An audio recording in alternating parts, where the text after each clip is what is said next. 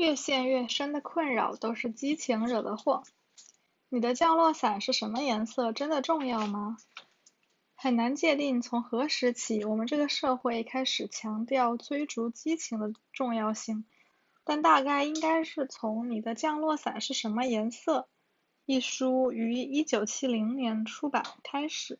当时该书作者理查德·鲍利斯在圣公会工作，为校园牧师们提供咨询，他们中很多人都有失业的危险，于是他发表了第一版的降落伞，里面简单收录了一些有用的小建议，来帮助面临职业变动的人。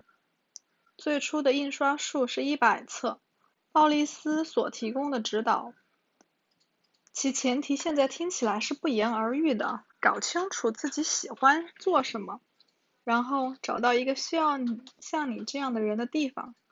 但在1970年，这是一个激进的想法。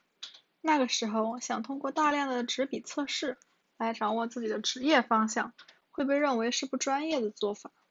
鲍利斯回忆说，然而，这个想法被乐观地演绎并传播成，你是可以掌控自己人生的，为什么不追求自己热爱的事物呢？如今，鲍利斯的书已经印了超过600万册。鲍利斯的书出版后的几十年时间，可以被视为激情假设得到越来越多人追捧的时期。你可以用谷歌词频统计器形象地看这一变化。这一工具可以让你搜索谷歌庞大的数字化图书资料库，从而看到不同时间里所选择的词汇出现在出版物中的频率。假如输入 Follow your passion， 你会看到一个使用小高峰正好出现在1970年。那年鲍利斯的书出版了，然后是相对平稳的高使用频率。而在1990年之后，曲线急剧上升。到了2000年 ，Follow your passion 这个词汇在出版物中的出现频率是20世纪70年代和80年代的4倍。换句话说，你的降落伞是什么颜色？一书帮助婴儿潮一代接受了以激情为中心的职业观。现在他们将这一经验传给了他们的孩子，即回声潮世代，而后者从此不断推高人们对激情的痴迷。现代研究生思维模式专家、心理学家杰弗里·阿内特解释说，年轻的这一代对工作期望很高，他们期望工作不仅仅是一份职业，还是一份冒险，一个可以自我发展和自我表达的场合，以及符合他们对自身才能评价的某种事物。即使你认同我对激情假设的确有缺陷这个论述，但此时此刻你的反应可能是管他呢，只要激情假设能够鼓励哪怕很少一部分人，让他们脱离糟糕的工作，或者尝试不同的职业，那么你也许会说它还是有用的。这一职场童话已经传播了这么长时间，应该没有什么可担心的。职场竞争力，我不这样认为。对这一问题研究的越多，我便越发注意到，激情假设让人们相信某种有魔力的正确职业正在等着他们，然而一旦找到了，他们就会立即认出来，这就是他们注定要做的工作。当然了，问题是当他们没有找到时，糟糕的事情就会随之而来，比如不断跳槽以及后果很严重的自我怀疑。我们可以从数据中看到这一影响。前面说，过去几十年的一个特征就是越来越多的人受鲍利斯想法的感染，投入对激情的寻找中。然而，尽管我们更加注重对激情的追随，尽管我们坚持寻找自己热爱的工作，但我们并没有变得更加幸福。2010年，经济咨商会对美国职业满意度的调查结果显示，只有45%的美国人对自己的工作满意。这一数据从1987年这项调查开始起，便从最初的61%持续下降。经济咨商会消费者研究中心的主任林恩·弗朗哥注意到，这种现象并不只是在恶劣的经济时期出现，在过去的20年里，无论经济是增长还是衰退，我们的职业满意度数据都呈逐渐下降的趋势。在年轻人这一群体中，他们最关心的可能是工作在其人生中的角色。但如今有64%的人认为自己在工作中常常感到不开心，这一比例是此项调查在过去20年里从所有的年龄组中的最大值。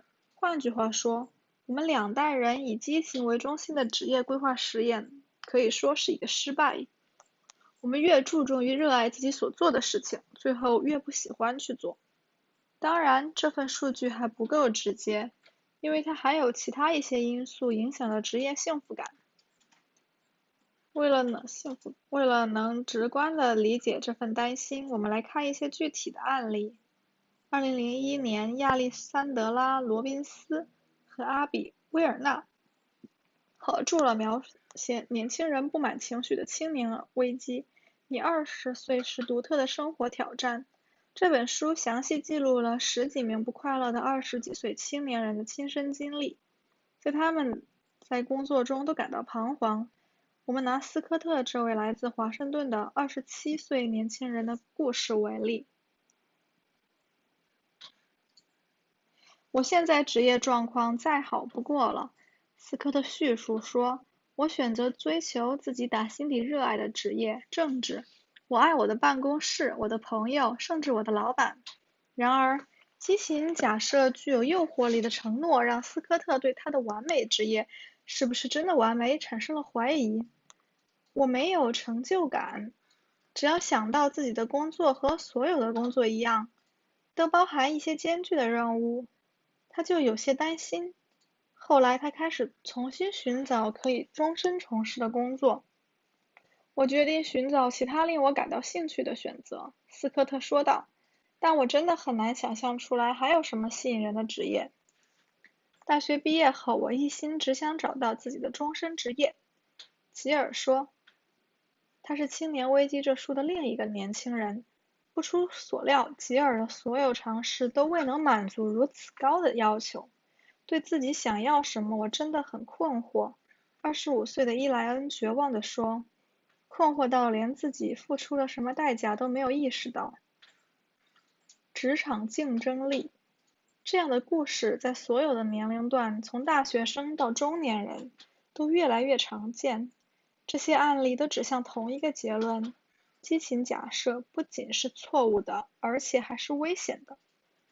让人去追随自己的激情，不只是盲目的乐观主义，还可能是一份让人饱受困惑、忧虑之苦的职业的开始。拒绝激情，我们能做什么？在继续讨论之前，我应当明确强调一点：对于某些人来说，追随激情的做法是有用的。例如，《寻路之旅》的档案记载了对《滚石》杂志影评人彼得·特拉福斯的采访。他声称从小就习惯带着笔记本去电影院，用来记下自己的想法。激情的力量更常见于有天赋的人身上，比如职业运动员。几乎所有职业棒球手都说自己从记事起便热爱这项运动。想找到一个不这么说的都很难。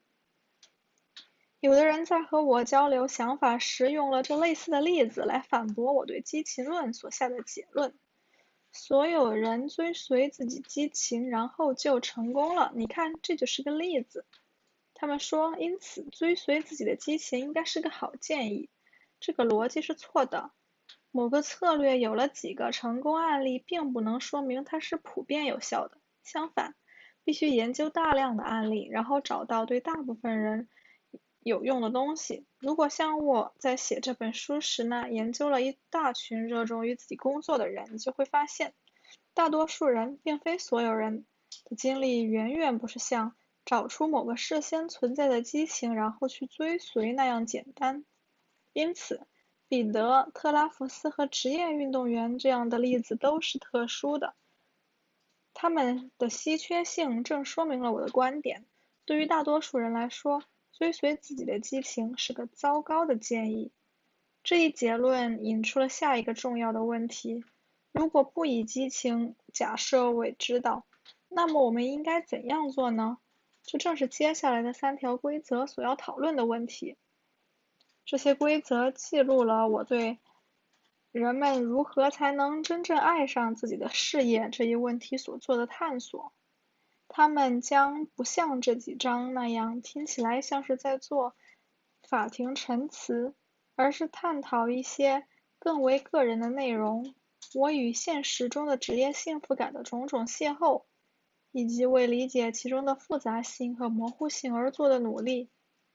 在理清了激情假设这堆棘手的杂草之后，现在我们才有机会见识一条更为现实的职业建议。从长久以来，它都不为人注意。这个过程将从下一条规则开始。首先是我接触到了一个看似不可能的见解之源，一群在波士顿郊外磨练技艺的蓝草乐手。